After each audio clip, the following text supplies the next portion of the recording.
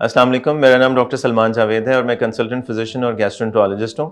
आज आपसे बात करने का मकसद एक बहुत कॉमन टॉपिक है जिसके बारे में हमने बात करनी है, वो है स्ट्रेस और स्ट्रेस की वजह से होने वाले मैदे और जिगर के मसाइल।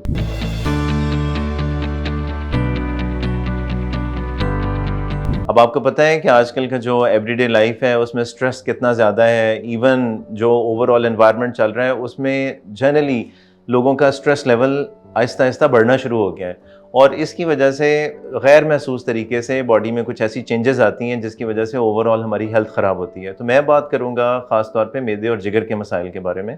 और स्ट्रेस की वजह से बॉडी का जो एक नेचुरल रिस्पॉन्स है कि हमारे स्ट्रेस हार्मोन्स रिलीज़ होते हैं और वो जो स्ट्रेस हार्मोन्स रिलीज़ होते हैं वो हमारे हार्ट पे, हमारे ब्लड प्रेशर पे, उन चीज़ों पे तो इफ़ेक्ट कर ही रहे हैं, लेकिन वो साथ साथ में मैदे के मसाइल भी क्रिएट करते हैं।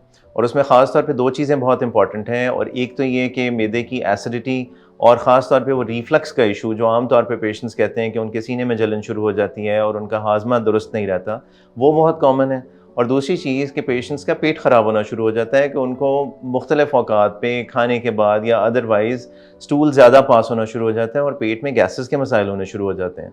तो ख़ास तौर पे इस चीज़ को, जिसको हम आम मेडिकल लैंग्वेज में IBS का नाम देते हैं, इरिटेबल बाउल सिंड्रोम का नाम देते हैं, इसका स्ट्रेस के साथ बहुत गहरा ताल्लुक़ है।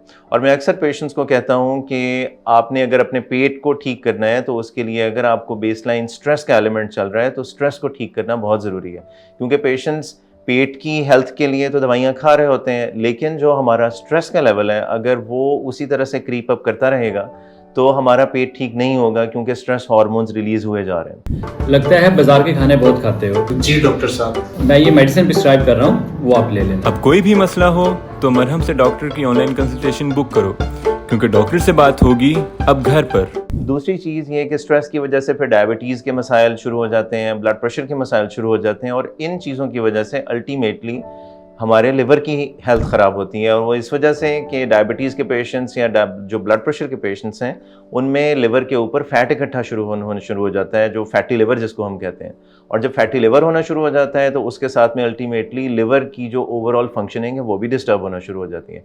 सो ये दो इंपॉर्टेंट पॉइंट्स हैं जो मैं आपकी आज की वीडियो में आपको हाईलाइट करना चाहूँगा कि एक तो हमारे मैदे के मसाइल और उसमें हाजमा, और दूसरा हमारा जो लिवर का प्रॉब्लम है कि फैटी लिवर एक ऐसी चीज़ है जो कि साइलेंटली चलना शुरू हो जाती है और पेशेंट जब कभी टेस्ट कराते हैं तो उनको पता लगता है कि उनको फैटी लिवर था।